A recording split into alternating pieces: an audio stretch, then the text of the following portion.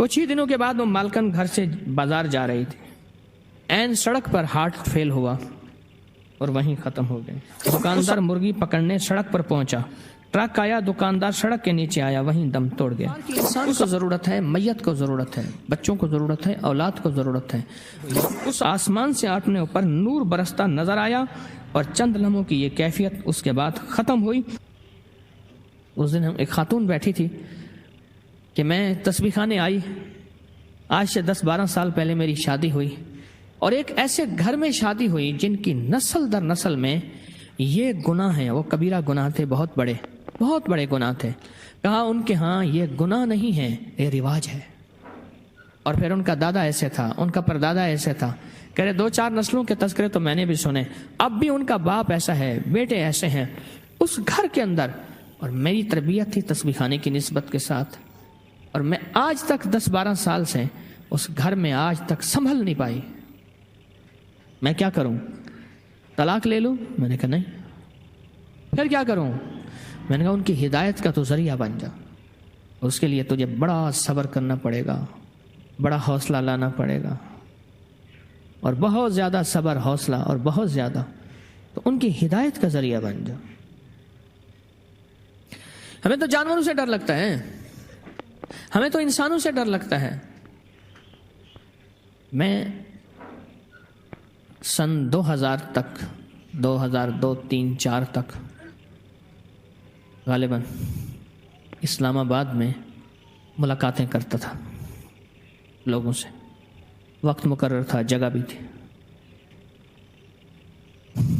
ایک صاحب وہ ہر دفعہ آتے تھے، مریض آنے کا نہیں ہے، وہ ICU میں اور گزشتہ 2.5-3 سال سے کومے میں ہے، بے ہوش ہے، نہیں آ سکتا، آپ دیکھ لیں۔ میں گیا تو مریض کو دیکھا تو بالکل بے ہوش پڑا ہوا ہے، بہت بڑے اپنے شعبے کے بڑے تھے وہ شخص، ملک بھر کے بڑے لوگوں میں ان کا شمار ہوتا تھا۔ میں نے دیکھا نا، اسے کہنے لگے، کوئی کہتا ہے جادو ہے، کوئی کہتا ہے مرض ہے۔ 2.5 سال سے خاتون پڑی ہے، اس کو ہوش نہیں آیا، نہ زندہ ہوتی ہے نہ مرتی ہے۔ اللہ کی طرف سے میرے دل میں کچھ اللہ نے چھوٹا موٹا جو اپنے علم میں سے علم کا ذرا عطا کی ہے، اللہ کے پاس تو علم کے خزانے ہیں۔ میں نے کہا اس کے لیے استغفار کریں،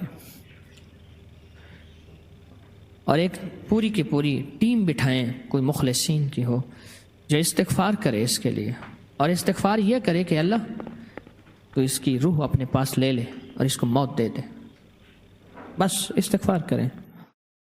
اسے کہنے لگے موت؟ میں نے کہا سچ تو یہی ہے جو میری سمجھ میں آئی ہے، میں اپنی سمجھ کا دعویٰ نہیں کرتا۔ کچھ عرصے کے بعد وہاں کی ایک خاتون آئی، نرس، ریٹائر ہونے کے قریب تھی، تسبیح خانے سے اس کی نسبت کہ پتہ چلا کہ حضرت آپ آئے تھے وہاں، مجھے پتہ چلا میری ڈیوٹی فلاں ٹائم کی تھی، آپ فلاں وقت میں آئے تھے، میں دن کو گیا تھا، اس کی نائٹ کی ڈیوٹی تھی، رات کی۔ میں نے پوچھا کیا ہے؟ مجھے تو وہ خاتون کسی پکڑ میں نظر آئی ہے۔ مجھے کہنے لگی حضرت ہم بول نہیں سکتے، بڑے لوگ ہیں۔ اس کی ایک ملازمہ،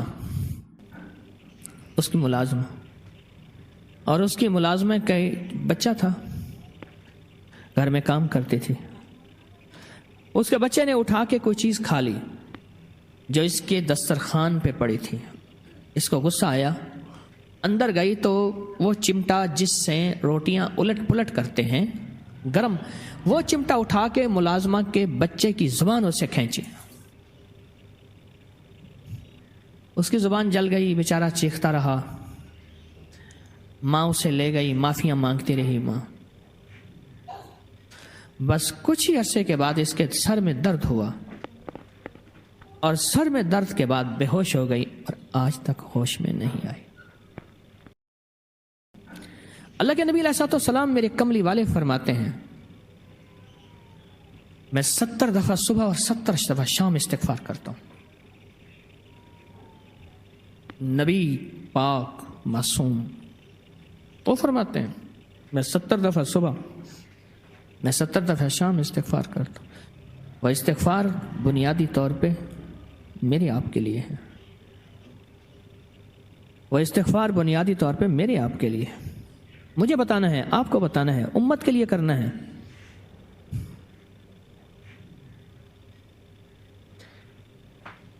اور اگر استغفار ہماری زندگی سے چلا جائے، نکل جائے، تو زندگی میں واقعات آتے ہیں، مشاہدات آتے ہیں، مشکلات اور پریشانیاں آتی ہیں. توبہ استغفار، توبہ استغفار. اس استغفار کی انسان کو ضرورت ہے، میت کو ضرورت ہے، بچوں کو ضرورت ہے، اولاد کو ضرورت ہے، موجودہ نسلوں کو ضرورت ہے، آنے والی نسلوں کو ضرورت ہے. اب ایک واقعہ بتا رہا ہوں. ایک خاتون کی ان کے گھر ایک بلی آ کر دودھ میں منہ مار دیتی تھی یا پھر کبھی دودھ پی جاتی تھی. وہ اس بلی سے بہت تنگ تھی. وہ خاتون تاک لگا کر بلی کے انتظار میں بیٹھ گئی. رات کو جو ہی بلی دودھ کے برتن کے پاس جانے لگی، خاتون نے بلی کو دم سے پکڑ کر گھما کر دیوار سے مارا.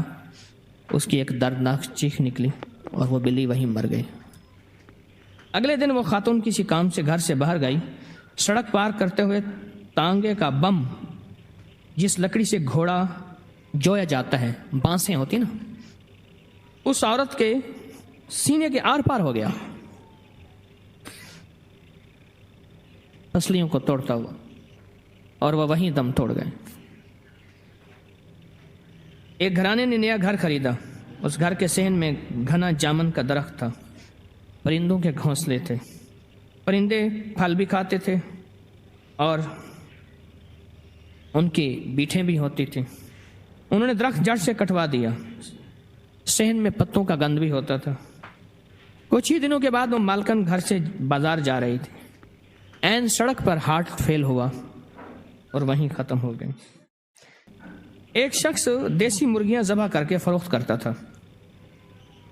دیسی مرغیاں ذبح کر کے فروخت کرتا تھا. دکان سڑک کے کنارے تھی. دیسی مرغ اذان ضرور دیتے ہیں. ان میں سے ایک مرغ ذرا زیادہ بڑا اور صحت مند تھا. وہ بار بار بانگ دیتا تھا. دکاندار پنجرے کا تالا کھول کر وہی تالا اس مرغ کے سر پر مارتا، جس سے مرغ چکرا کر گر پڑتا. کچھ دیر بانگ نہ دیتا. یہ عمل دن میں کئی بار دہرایا جاتا. ایک دن وہی دکاندار ایک مرغی ذبح کرنے لگا. اچانک وہ مرغی ہاتھ سے نکلی، سڑک پر بھاگی. دکاندار مرغی پکڑنے سڑک پر پہنچا. ٹرک آیا. دکاندار سڑک کے نیچے آیا، وہیں دم توڑ گیا. ایک خاتون کے گھر میں ایک بلی کا آنا جانا تھا. وہ خاتون اس کی اچھی خاصی خدمت کرتی تھی، یعنی اس کے کھانے پینے کا خیال رکھتی تھی. اس کے 2 چھوٹے چھوٹے بچے تھے. رمضان کی 27ویں رات تھی. وہ خاتون رات کو عبادت کے لیے جلدی جلدی کام سمیٹ کر وضو بنا کر عبادت کے لیے تیار ہوئی. وہ بلی آ گئی. اس کے آنے کا راستہ صحن میں سیڑھیوں کے ذریعے تھا. اس خاتون نے کہا پہلے میں بلی سے فارغ ہو جاؤں، نماز شروع کر لی تو یہ بھوکھی رہ جائے گی. انہوں نے سیڑھیوں میں رکھی پلیٹ میں بلی کے لیے گوشت کے ٹکڑے، پیالی میں دودھ ڈال دیا. وہ اچھی طرح پیٹ بھرے. خاتون کھانا ڈال کر مڑی ہی تھی، ایک دم کھڑے کھڑے غنودگی سی ہوئی. آسمان سے اپنے اوپر نور برستا نظر آیا اور چند لمحوں کی یہ کیفیت اس کے بعد ختم ہوئی اور وہ خاتون نور میں نہا گئی.